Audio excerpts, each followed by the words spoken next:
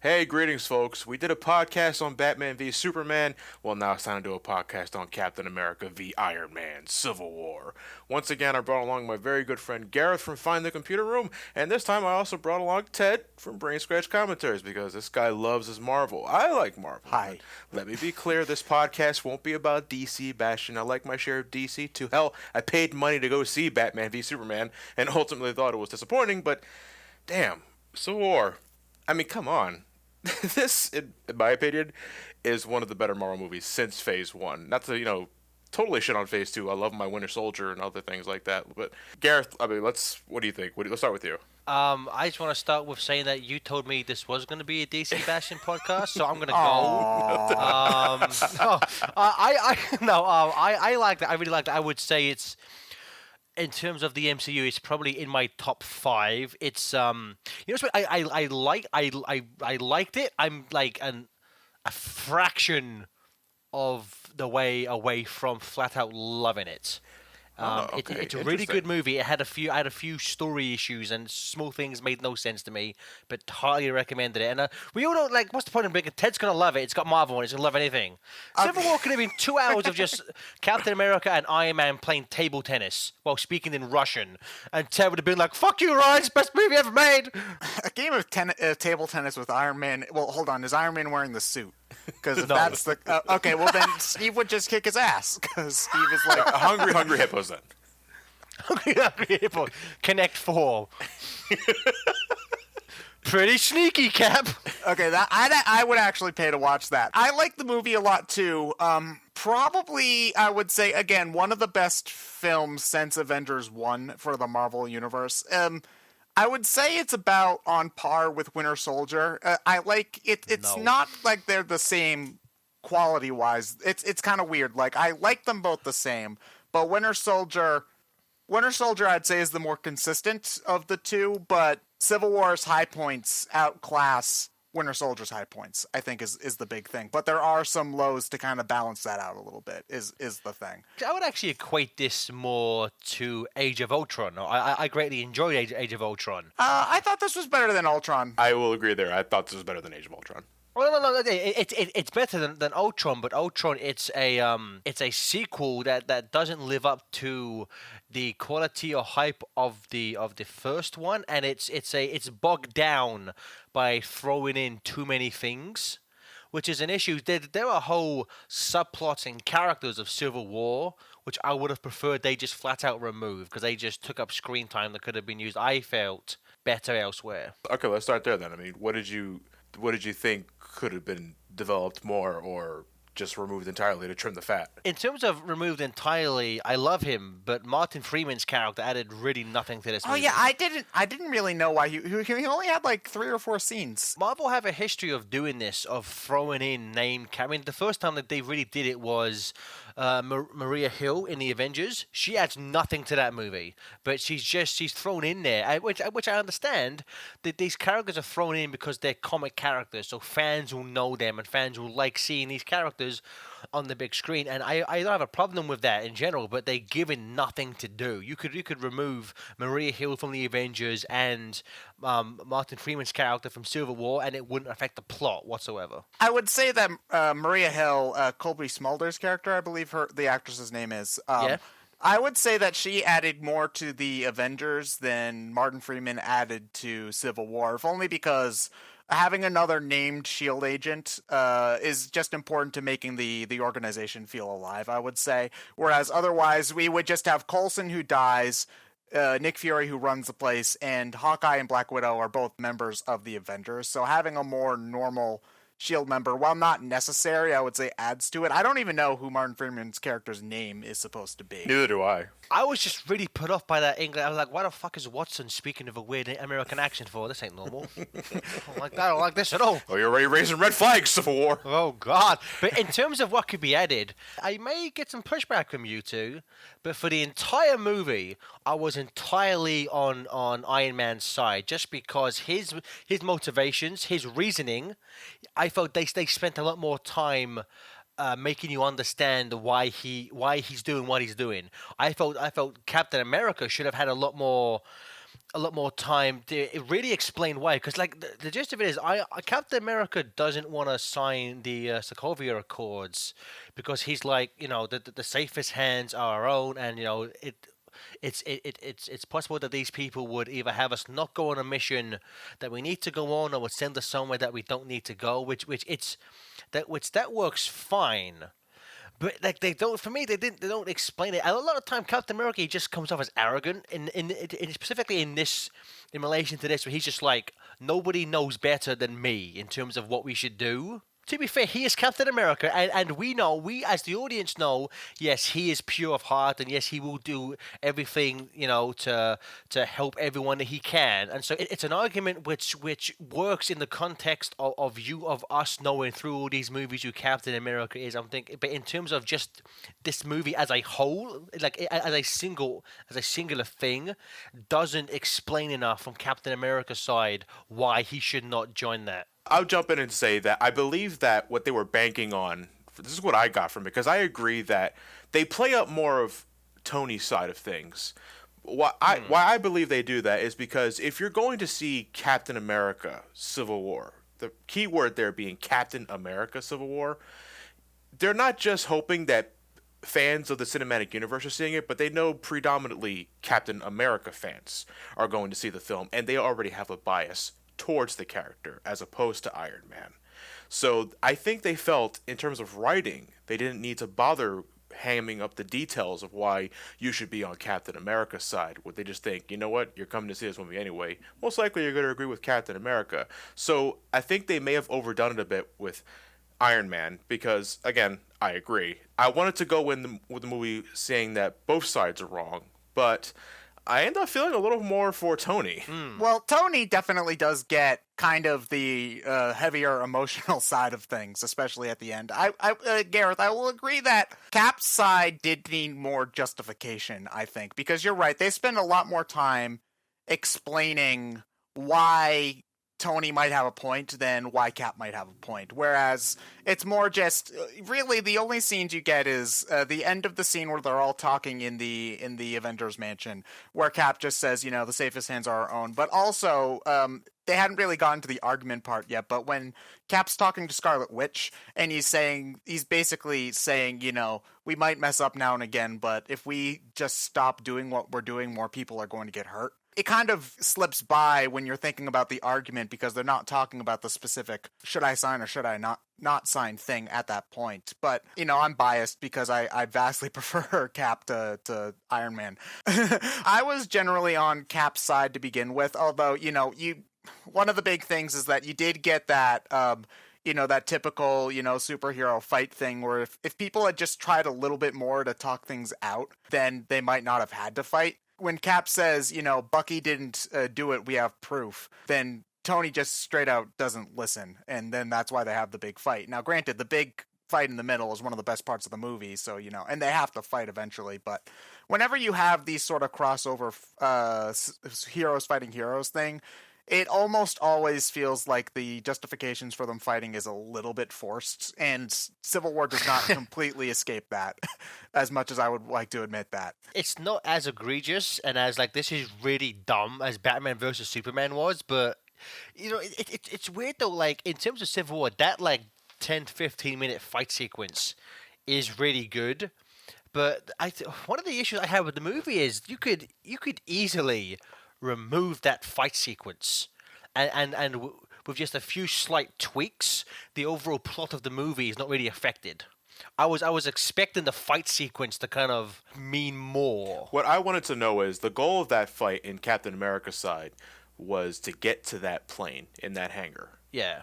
Was there any reason why the other side didn't just blow it up? It's a $50 million jet. Oh, please, Tony Stark pisses that for breakfast. Tony Stark just spent his daily spending budget funding every single project at MIT, dude. He doesn't have any left. Tony Stark pisses repulsor beams. I'm pretty sure he'll be fine. Jordy, I didn't even think of that. Iron Man just be like, oh, you want to use that plane? Good luck.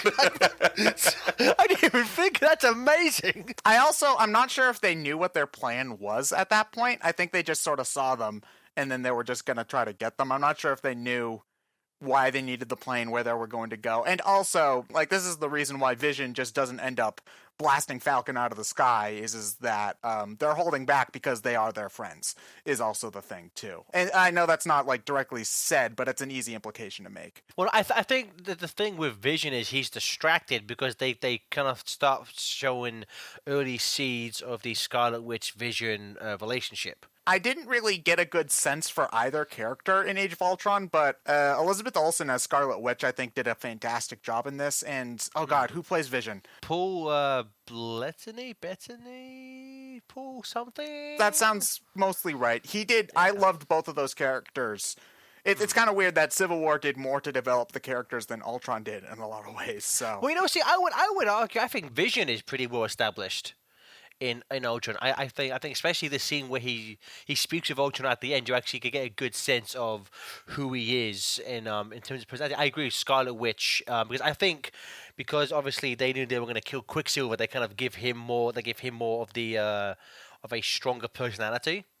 Because obviously, because he's only in that one film, you want to make him stand out as much as you can, type of thing. But yeah, I think this movie did a good job of expanding her. Yeah, because I also vastly underestimated her powers, too, because I'm not super familiar with Scarlet Witch from the comics. I sometimes think they're just like, she can do anything. Like, oh, she can make the floor. Basically, her power is like, I think her power technically is like luck manipulation. Yeah, she can manipulate probabilities. In the comic book, she has reality warping powers. She's responsible for wiping out mutants in the Marvel comic book universe.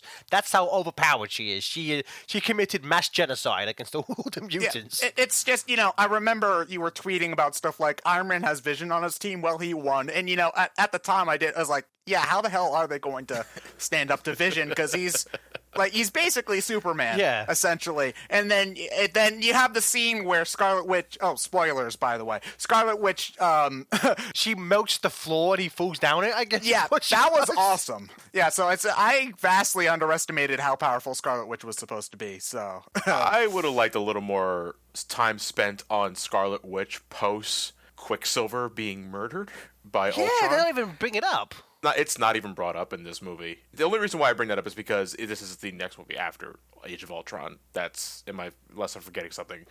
Ant-Man. And you know what? I have not seen Ant-Man yet. I want Ant-Man's to. Good movie. Ant-Man's great. I think Ant-Man is tied with Guardians as being the strongest Phase 2 Marvel movie. This movie makes me want to go to see Ant-Man. Because I thought he was definitely a highlight of this film. Paul Rudd and Tom Holland, they steal the movie as Ant-Man and Spider-Man. I can't remember his name, but Black Panther too. Black Panther is fantastic. It's really funny how the insects are the best part of the movie. I know. Because if your superhero name is hyphenated, that means you kick ass in Civil War.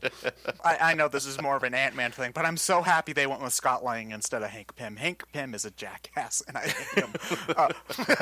That's a rant for a different time. In terms of the so John, you said that you wanted to go into the movie not without a side, basically. So you weren't Team Cap or Team Iron Man? No. Team Deadpool. I got a lot of people asking. Yeah, well, I didn't see that movie in theaters either. I only saw a movie a couple of days ago, and I regret not seeing that movie in theaters. I purposely didn't really want to go with Team Iron Man, Team Captain America, because, it's Civil War. I know the gist of the movie. I didn't read the comic book, which I heard was a piece of shit anyway. Oh, don't read Civil War. That's what I heard. And you know what? Don't say that to TJ, who'll start crying about it. My point is, I had the feeling with Civil War, I should be going into this film with no sides, right? But let me see them beat the shit out of each other for anyway, because fuck, I go to Michael Bay films to see giant robots beat the shit out of each other. You damn right I'm going to watch shit Iron on Man. each other. Yeah, and shit on each other and piss. You damn right I'm going to watch Captain America and Iron Man duke it out for a few minutes. But at the same time, I'm also getting a cinematic universe movie, which, with some exceptions here and there, is a pretty good. Well, I say batting average. I would say that there's no straight up terrible Marvel movie at this point. There are a few that are not great. I would say there's no straight up F. Thor 2, I liked a lot the first time I watched it, I will say. No, Ted, I agree. There are no bad movies. There's just kind of average. Yeah, average to mediocre, I would say. Thor 2 is one of the most averagest movies I've ever seen in my life.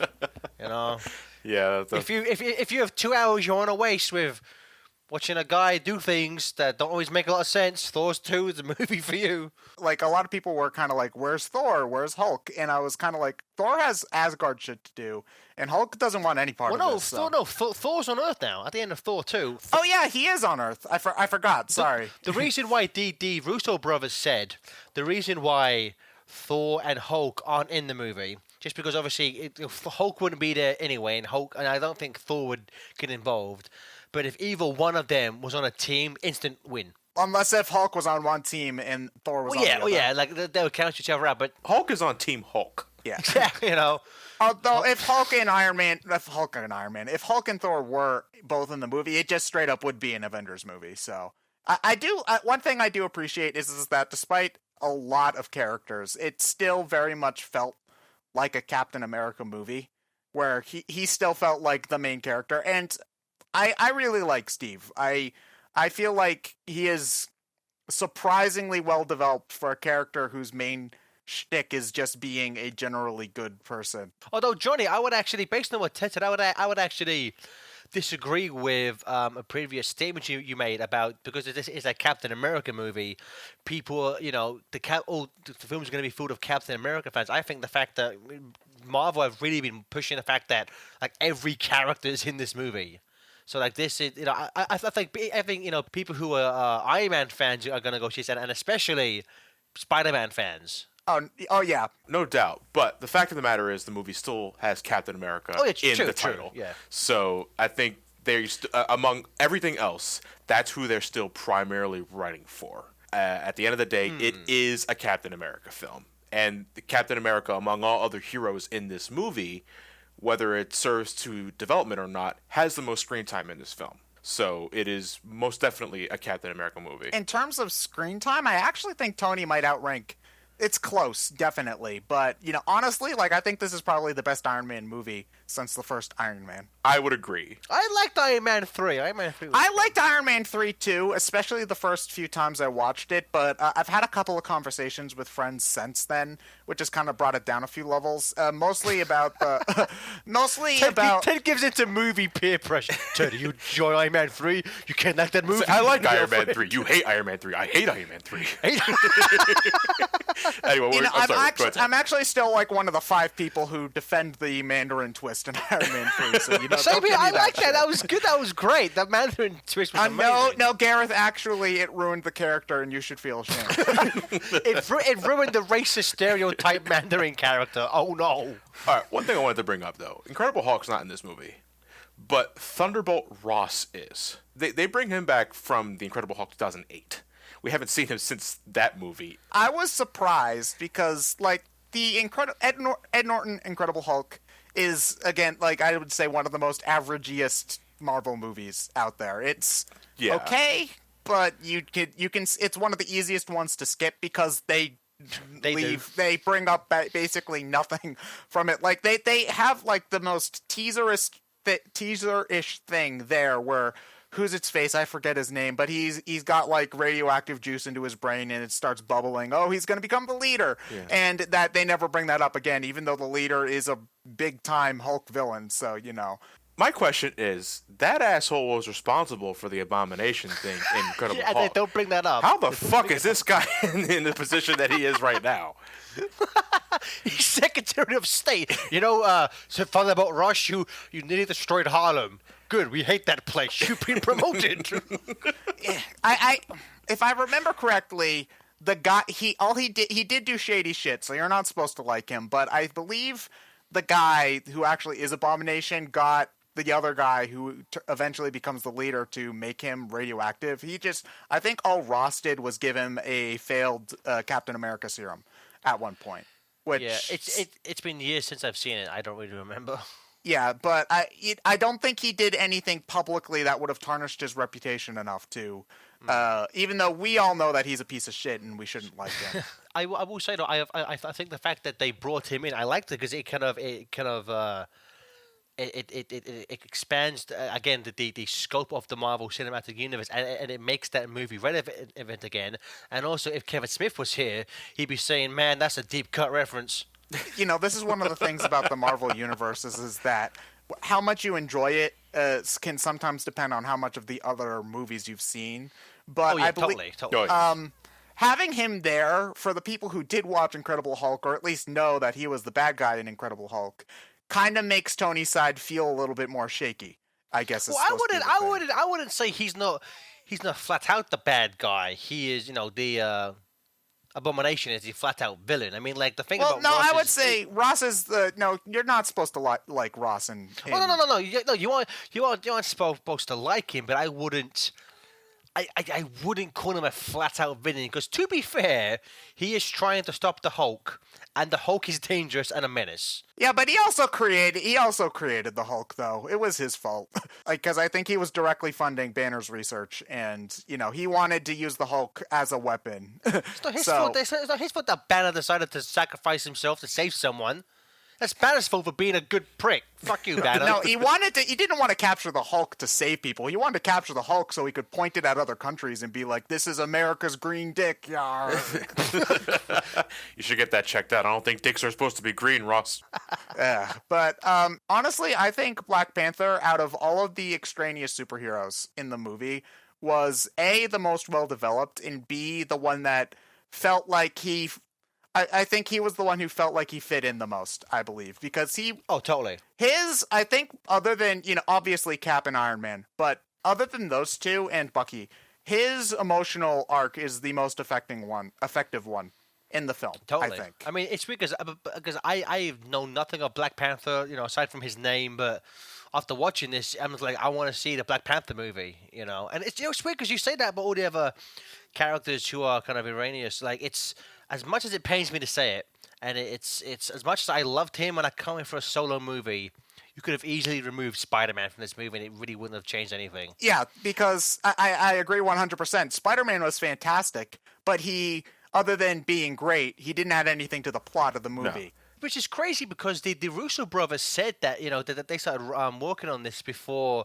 that deal with Sony was like 100% locked, and so Marvel told them to do a script of the movie with Spider-Man and a script without, and they said, because I think they were on Screen Junkies a few weeks ago, and they said the only version they wrote was the version of Spider-Man in it, and per them, they said we wrote a draft where you needed Spider-Man in it to prove because we felt if we gave them an option of having no Spider-Man, that it's likely Marvel would have just gone for that option because it would have been easier than having to deal with Sony.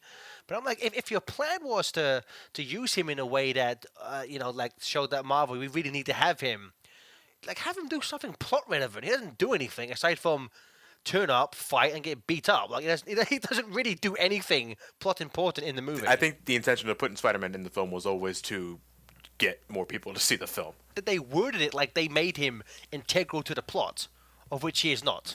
He's amazing. He's fantastic in it. He's spectacular. I guess the way that they were trying to frame it, maybe not integral to the plot, but integral to the experience, I guess. Because Spider-Man, I think, is one of the most memorable parts of the movie. For sure. Like I will say, best on-screen Spider-Man so far. Miles above Tobey Maguire, who this might be slightly controversial. I cannot stand Tobey Maguire as Spider-Man. I'm sorry, and I give Andrew Garfield probably way more slack than he deserves. I love Andrew Garfield was a damn good Spider. And to be fair with Tobey Maguire, I blame the scripts. He was not given Spider-Man material to work with. He was given generic action superstar. He wasn't. I agree with that, but Tobey Maguire, especially in Spider-Man 1, feels like a 30-year-old playing playing a supposed to be teenage. He looked up to Chris O'Donnell's Robin in Batman Forever and Batman and Robin. So I don't mind Tobey Maguire in the role, though age has not been graceful to his Spider-Man. Especially now with fucking internet meme culture who can't stay away from his face. I love crying Spider-Man. Yeah, I know. This guy has a fucking butterface like you wouldn't believe. But Andrew Garfield, I thought, was a really good Spider-Man in a very mediocre set of films. And I wouldn't mind if he was given another shot with the writing of this film. But that said, Tom Holland, I mean, damn, this is a really, really good Spider-Man.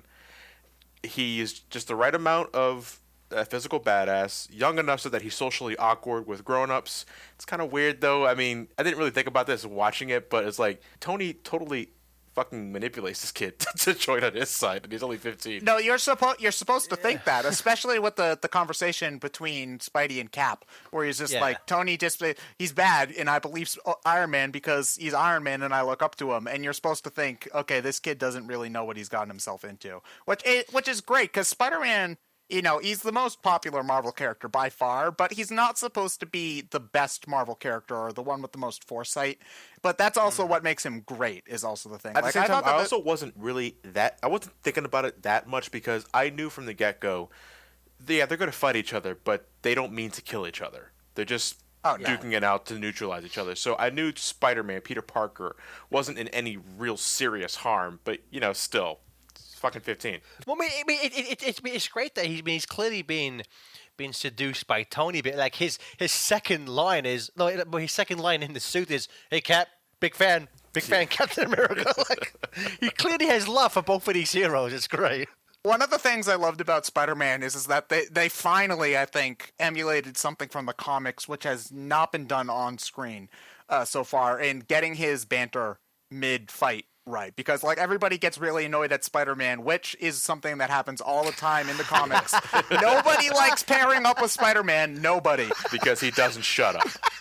Yeah, that was the best bit where he's fighting Falcon and Winter Soldier. Falcon's like, "I'm not sure how often you fight, kid, but you generally don't talk this much." And he's like, "Oh, sorry," just knocks them both out. One of my favorite lines is when he's Giant Ant-Man. Giant Man, I think is. I love Giant that. Man. That was great, and he's just like, this really old movie, Empire Strikes. Where did you find this kid, Tony?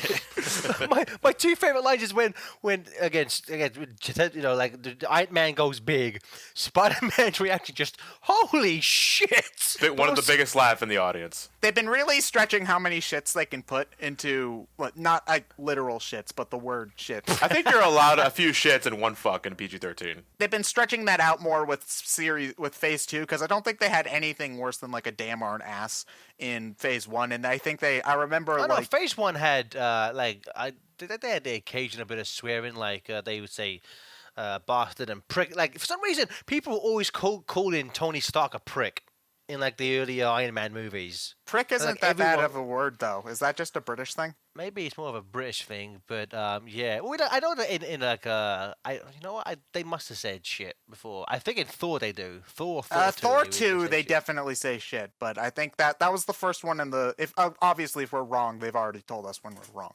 But Tom Holland as Spider-Man, easily one of the highlights of the movie. I love the way the suit looks too. I know that's so a little good. bit. I've heard a lot of people say that they don't like the way the suit looks, which I don't really. It's Steve Ditko's. It's Steve Ditko's suit with Jonah Meter's eyes. That suit was amazing. Yeah, I thought the suit was fine. I was really happy that they got the eyes to kind of emote the same way they do which is not something that's easy to do in live action. So, Ant-Man, just like everything with Paul Rudd. It's like when he first meets Captain America. He goes, "Oh, Captain America, I'm a big fan." He starts shaking his hand. He's like, I'm shaking your hand for far too long. And then he turns around. I think he sees Scarlet Witch and just goes, "Hey, I know you. You're great." And he moves over to something else. Ant-Man, unfortunately, is one of those characters who you could have yanked from the movie. I don't understand why they take Ant-Man, because the entire fight, the Civil War fight, takes place in Germany.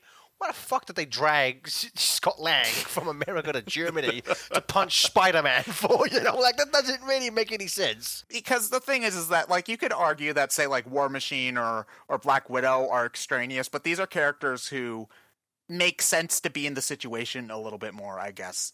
Their relationships with these characters are more well established, whereas Ant-Man is a character who had like one fight scene with Falcon in his movie, and Spider-Man is a character we hadn't seen at all at that point. So in terms of Black Widow and War Machine, they're Avengers, so it makes perfect sense where they'd be in there. Yeah, I guess the way I'm trying to say it is that, yeah, technically they couldn't, like, same with Hawkeye.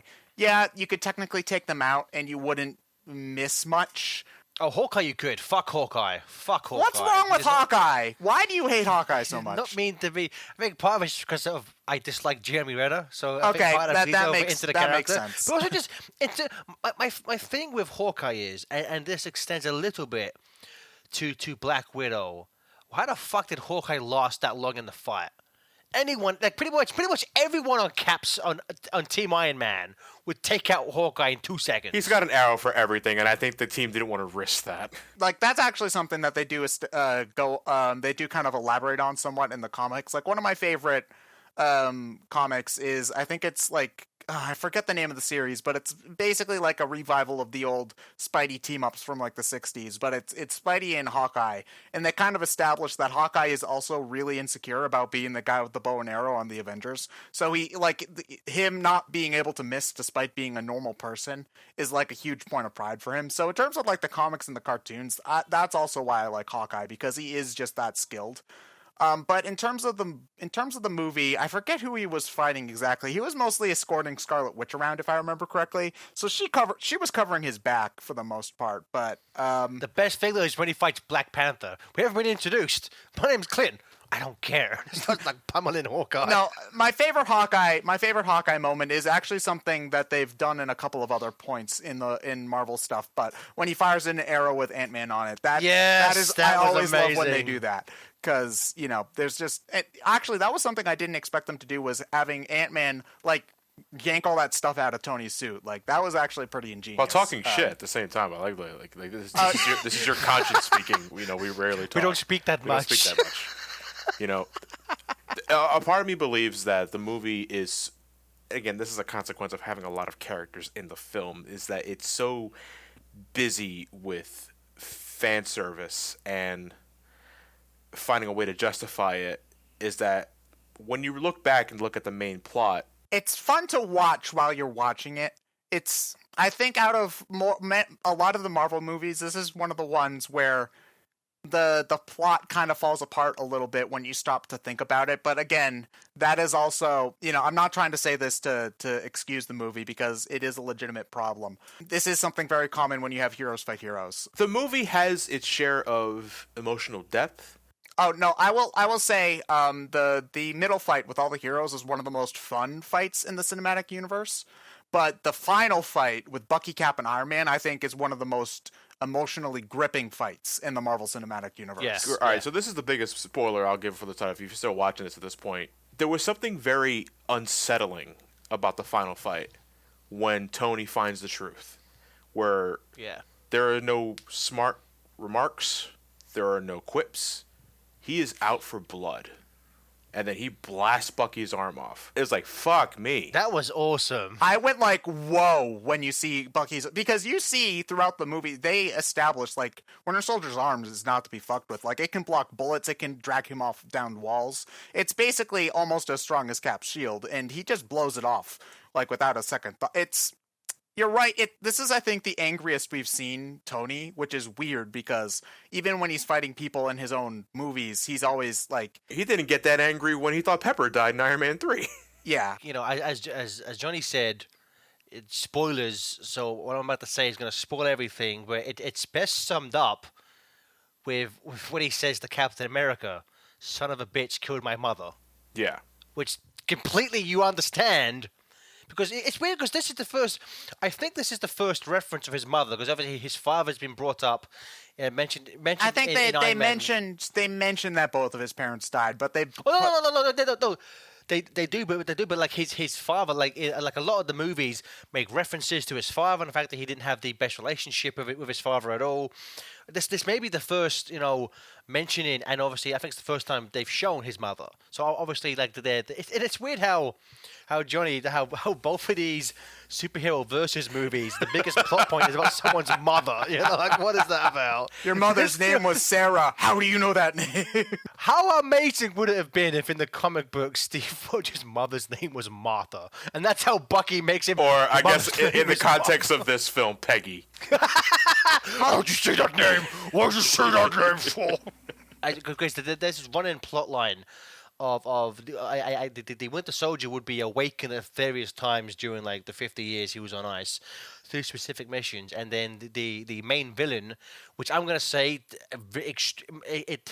Civil War continues the Marvel Cinematic Universe streak of having really underwhelming villains. Oh no, I think that Zemo is probably the weakest aspect of the film by far, which is disappointing because in terms of big name Captain America villains, there aren't many that are pretty much exclusive to him. Captain America is more of the kind of guy who will fight random assorted Anyone. guys in the Marvel Universe. But there are pretty much two big names that are associated mostly with him. One's Red Skull, who is like currently floating in space somewhere, and the other is Zemo. And Zemo's actually a pretty badass guy, and he doesn't get the purple outfit or anything. Like, I get what they were trying to do with him, like with the phone call. That, like, at first I thought that he was just ignoring whoever was on the phone. Then you're supposed to realize that it's a recorded voicemail. Like, wow, this guy is a villain. Doesn't return voice calls. I think he's honestly one of the weakest villains by far, even by Marvel standards, I would say. Which is saying something. Yeah. Here's how I look at it. To me, I'm okay with it because, again, I don't read Marvel comics.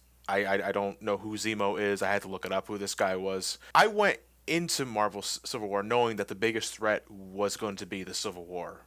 Now, obviously, I want to know what the cause of the divide is, because besides the whole, we need to put superheroes under, registration and all that, and Captain America doesn't exactly agree with that. I knew that was not going to be enough, so there had to be a physical reason for, like, the emotional war inside between Iron Man and Captain America. So I knew from the get-go that's going to be the big reason why you watch this film. Unfortunately, to Marvel fans out there, they had to sacrifice an established character in that universe, which is Baron Zemo. I was actually looking forward to him in a Marvel movie, so it was disappointing because now I think, like, the only other Cap villain that I think is really left is MODOK.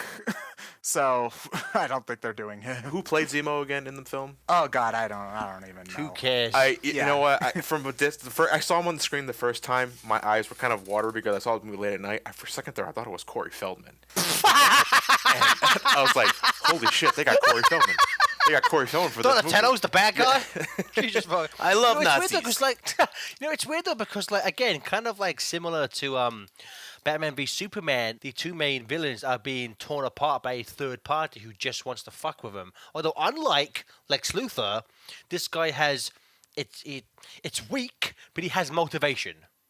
Yeah, You understand why he's doing this versus Lex Luthor. Go kill Batman because I don't know, movie. Bye. Actually, when you compare to Batman versus Superman, I'm actually very surprised that Cap and Tony do not kiss and make up at the end of the movie.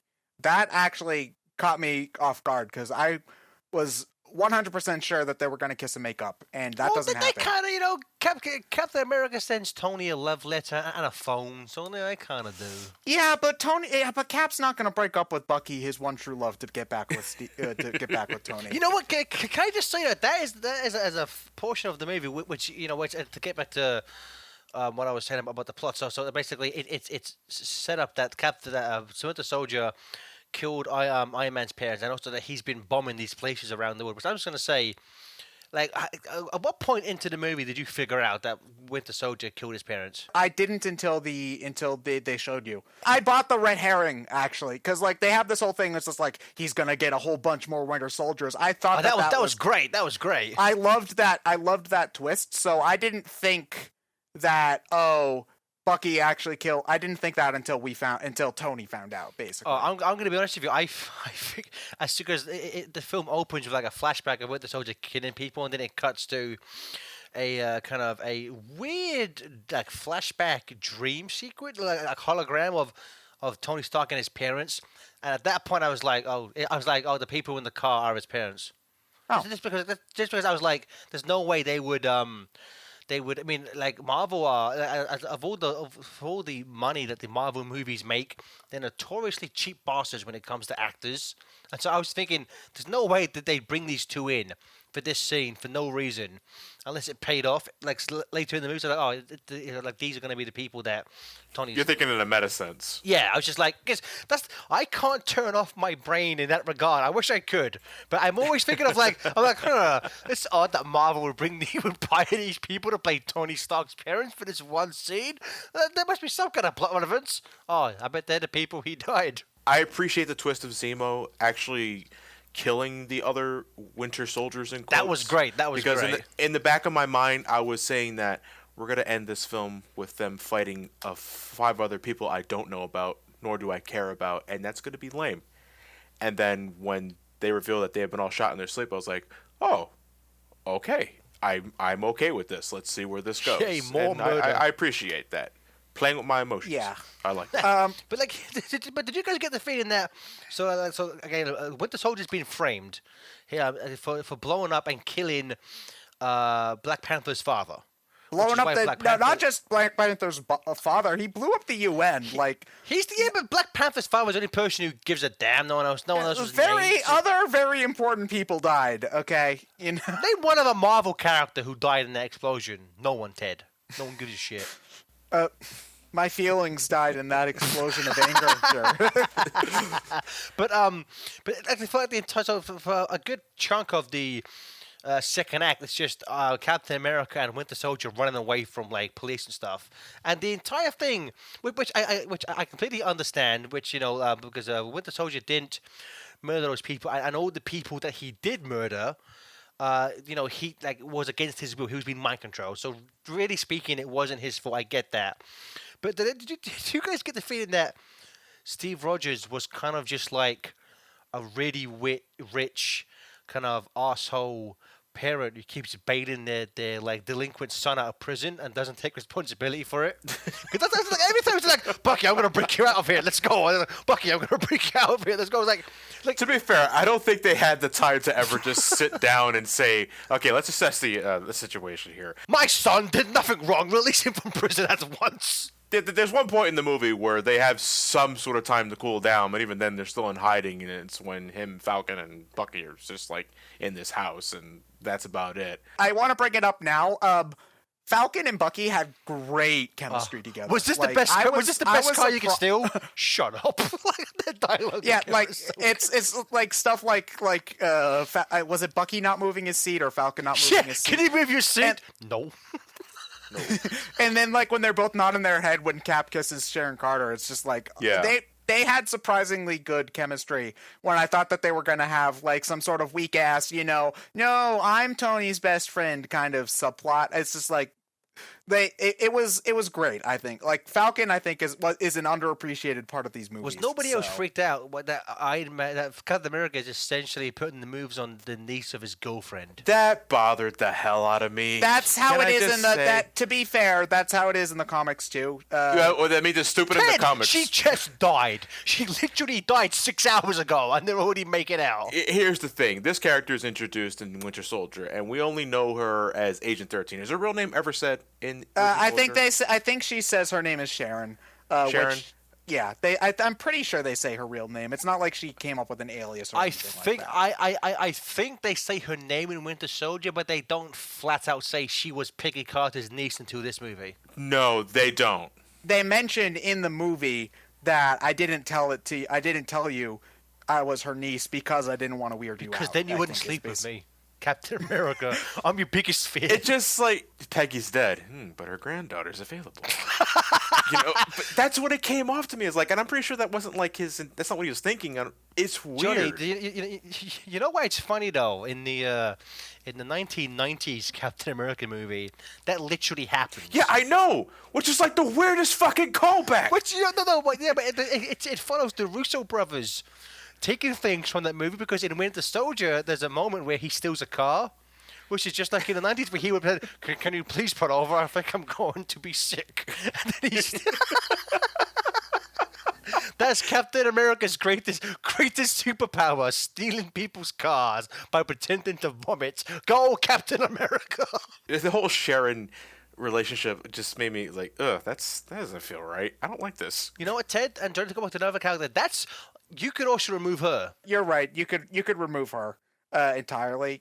Ted, like to go back to Falcon, like I think the actor does a really good job with Falcon. I think he's got a great personality. He works really well in like the mix of those Avengers. But how the fuck does his suit work? It makes no sense to me. It's a bird jetpack. The fact that it's a jetpack with wings is fine. What I'm saying is, like, he has no like remote control. It's just like he'll sometimes move his shoulder a bit, and like the wings will pop out. Doesn't make any sense. And also, for some reason, if I was Soundwave, I'd be pissed because this guy stole Laserbeak. That ain't cool. Johnny, it's funny because like I was watching it with TJ when that happened. We just kind of turned to him like, Laserbeak eject. Operation Destruction. Like, it is just flat out Laserbeak.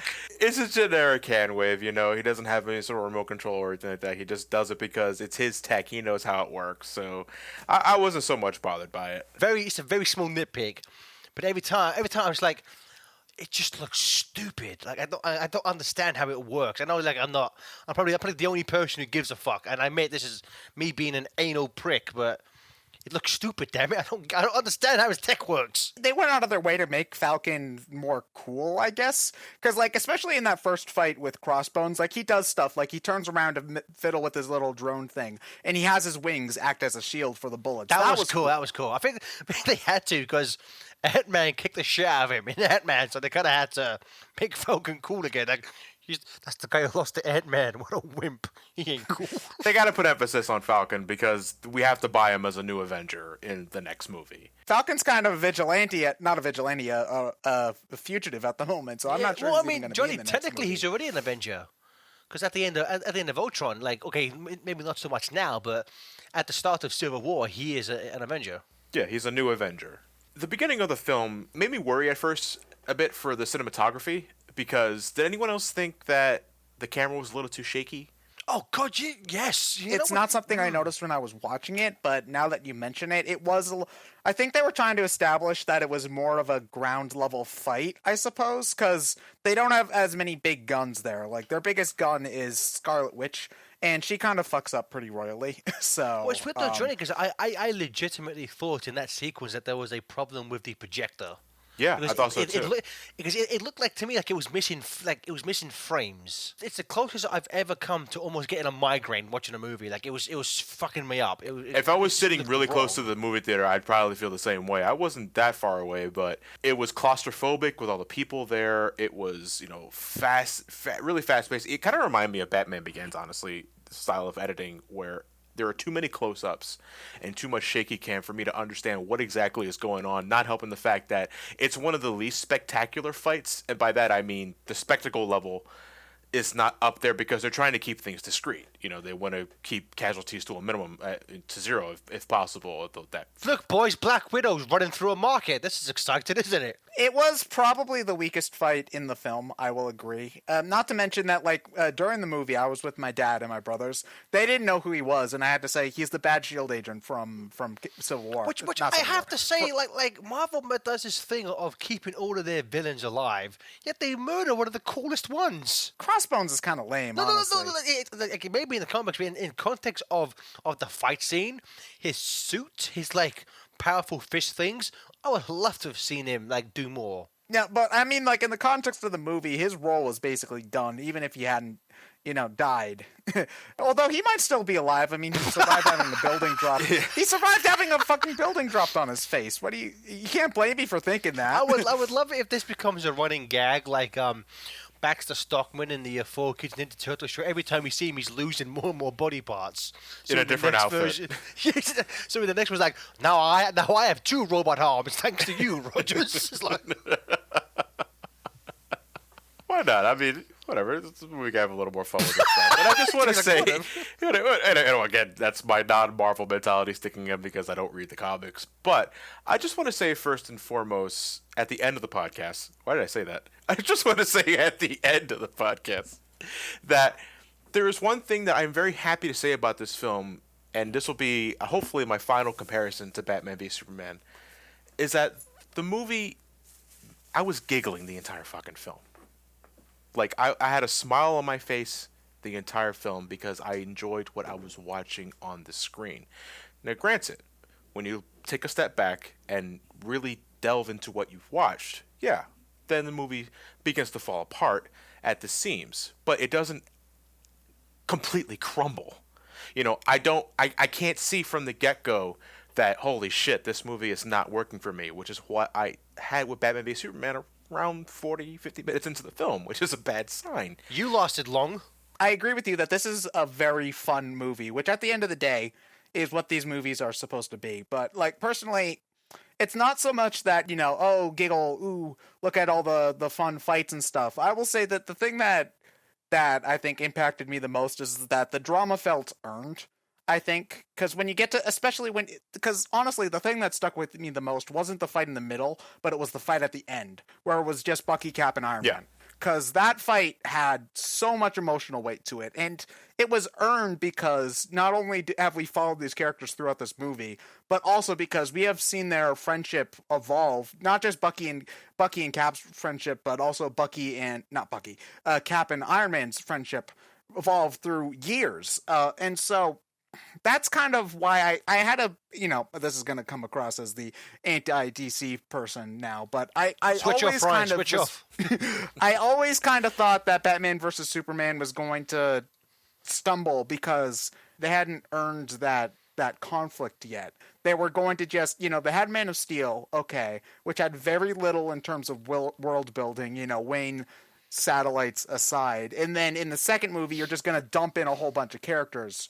Whereas in this movie, it does also dump in a whole bunch of characters, but the ones that have been there the whole time are the focus. So their arc finally pays off, as opposed to it feeling kind of jumbled. Which is to say, in that regard, Civil War is not a good jumping point. If this is your first Marvel movie, you will be fucking confused. Whoa, you got a lot of homework. I won't lie and say I don't consider that a detriment to the film. At the same time, the third Captain America film in Phase 3 of the Marvel Cinematic Universe, I wouldn't even bother. It's like trying to start watching Harry Potter at like Deathly Hallows or what. Like, I mean, granted, there are some movies like you could watch Avengers 1 without seeing any other Marvel movie, and I would say you would be fine. But like when you get to the third movie and this whole sprawling thing, if it doesn't work and there's all this stuff after, it's like you can't always just watch something and have it all like make sense right away if you haven't been keeping up. Yeah. Like you can't. It just doesn't always work like that. Like you can't just start season 4 of any random TV show and always understand. I'm torn about it because on one hand I like it that it doesn't bother wasting time with quick scenes like, okay, we're going to catch you up on all these characters just in case you decide to ignore every single Marvel Cinematic Universe film in the history. What are you, fucking stupid? In existence since 2008. At the same time, that comes as sort of a cost for me because they also give that treatment to Black Panther. Because, and I meant to say this when you guys were talking about Black Panther, but I like the origin. I don't know who he is, though. That's what he is. I know that he has a incredibly fucking bulletproof suit. I know that he's super fast. He's super strong. How? Can I just get a quick detail on the suits? It's throwaway. They say it's made of vibranium, which is the same shit that's Cap's shield is made out of. To Ted, it being made of vibranium explains why it's strong. It doesn't explain why he's so fucking fast. Which I think again, there's another. Well, I never got that. I never got the sense that he was superhumanly fast, though. He was keeping up with Bucky and Captain America on the road in the tunnel sequence. Ted, he and Bucky outrun cars. They were going like 20 miles an hour in some underpass, though, and so, I can't run 20 miles per hour. You're also not physically fit. You don't know that. So, Okay, Ted. Too many games. We're gonna make you chase cars, and if you can't get past it, then you're scrub. They were in like a parking lot, though. You're not driving at full speed in a parking lot. It's not an origin story, so you don't need to. I wasn't expecting to see them bog down the movie with them explaining how all of his powers work. Like you don't have them stop and say, "This is how Spider-Man's powers work." And like for Ant-Man, when he's about to go big, all they just say is, "I tried this once in a lab. I'm not sure if it'll work." And then he becomes big, and you're like, "Oh, that's cool." And it's just like it's not necessary. I think they'll again. Since this is a Captain America movie, he's there to, and I love Black Panther in this movie. He's there to add emotional weight, but I don't think it's ever really a big issue that you don't know where his suit comes from because he's just the Black Panther's here, and you have to deal with him. Whereas when he's the main character, dealing with that's going to be more. What Taylor enjoyed the fact that the suit, they do explain where the suit comes from. They say it's passed down through all the warriors of Wakanda. But again, to go back to Johnny's point, they don't really flat out explain his powers and stuff like that. Although again, to go back to Ted's point, no, that will be what the solo Black Panther movie is for. Which I figured as much, and I'm looking forward to the Black Panther film. But I won't lie and say a part of it is because I was unclear of how much was the suit and how much was himself. I just wanted a little more clarity on that. Not to say that Civil War is a fucking abomination of a film because of it. 'Cause it doesn't explain Black No, Panther I'm properly. pretty sure that's what you said. I'm pretty sure you said Black Panther was terrible and you hated him. Fucking fanboy. Johnny racist confirmed. Poor Bucky. All he wanted to do was buy some plums. Johnny hashtag where's the White Panther? Huh? Fucking whitewashers. Hashtag all Panthers matter. Okay. Oh, Christ. Civil War, one of the most fun Marvel movies, I think, to come out in a long time. I think it was definitely the breath. This and Ant-Man, in particular, I think were definitely the breath of fresh air that the universe needed at the moment. Because I think it proves that the series can handle being fun while also having some emotional depth, which is important. Because, it can be all fun and games, but there needs to be stakes in order for us to keep watching these movies. And it's great to see that those stakes don't necessarily mean people dying. It can also mean these guys can't be friends anymore. That's also, it's great that they managed to pull that the off, inner struggle, not so much of an external struggle. Also, Spider-Man's in is great. And he will return, according to the post-credit scene. My dad got really mad at me for making us stay through the credits to watch the scene, and I'm like, dude, it's a Marvel movie. Yeah. Come on. We're staying through the credits. People and he's left. just like, People left in my screening before even the first. I'm like, have you fuckers never been to a Marvel movie before? What the fuck's your problem? You fucking yeah, idiots. this is stuff you should have known by Thor 2 or Iron Man 3. Like, stay. Did they have post-credit stuff for Batman vs. Superman? No. Okay, because I actually remember when I first went to see Man of Steel, me and my friend were sitting in the credits, and some people and movie staff came by and said there isn't actually any post-credit scene, and everybody in the theater groaned and then got out of their chairs. So some of the seams kind of fall apart, but when you look at it too close, but it doesn't stop the fact that it is a great time, and I highly recommend everybody watch it. And also beat those Batman vs. Superman box office records pretty quick because, like, Marvel's better than DC. DC sucks. Because, yeah.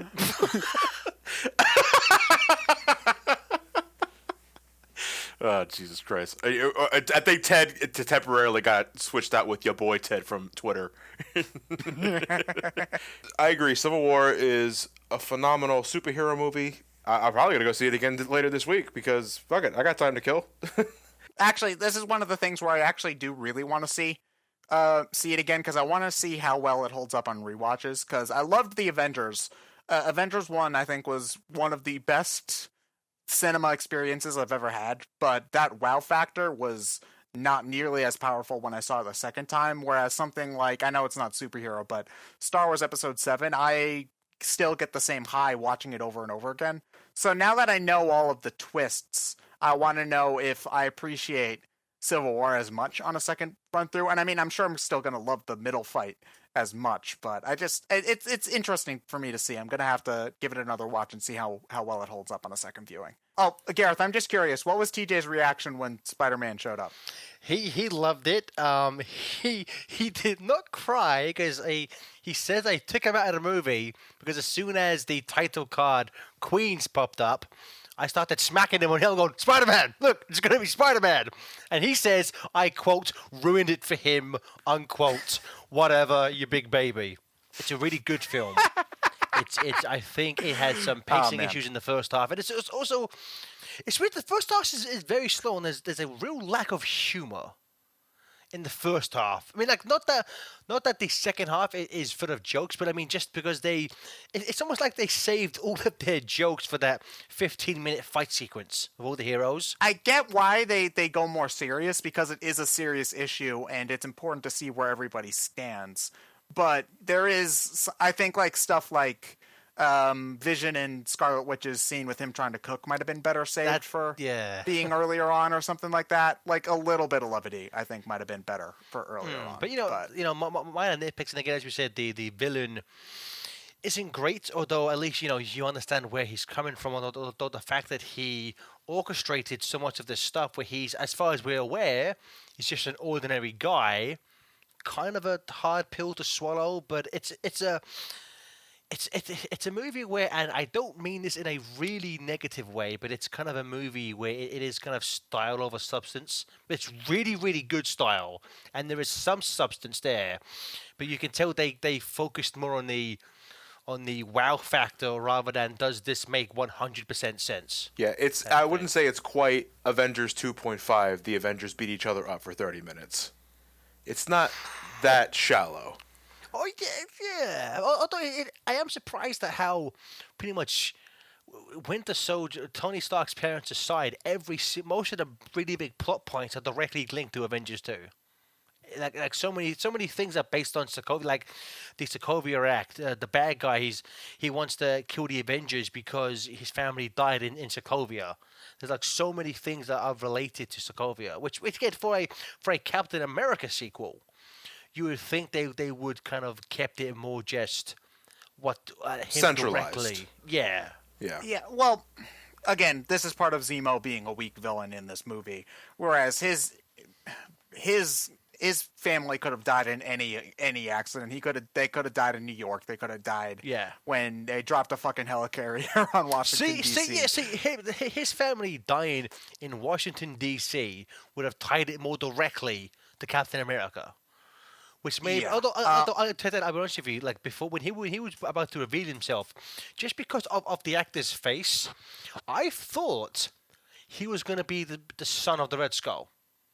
Just because he looked like Hugo Weaving kind of to me, and because it would tie it more into Captain America directly rather than just the Avengers. I like that Zemo isn't Hydra, I will say, because having Hydra be the bad guys again, I think would be a little weak. It was 4 movies ago, guys. Let it go. You've been broken up.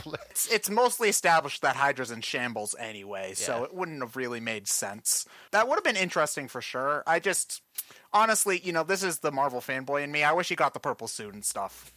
I'm not sure if it would have directly survived the transition to screen because it's a little bit weird looking, honestly, but it's a little bit disappointing to have Zemo just be a random white guy instead of being a badass. So I'm sure if we get a Captain America 4, I'm sure they've signed that actor to multiple films. I'm sure we haven't seen any loss of him at this point. They've put him into a place where he's in prison instead of dead. So if they want him to break out, they can. But he's also locked away if they don't want him back. So we might see more of him. I don't think they're doing another solo Cap movie because I believe Chris Evans' contract is up after Infinity War. So yeah, but Robert Downey Jr.'s contract ended with Avengers 2, and he signed on for a bunch more movies. So they will if it works, they'll bring him back. But I figured if there's going to be another podcast, it'll probably be over X-Men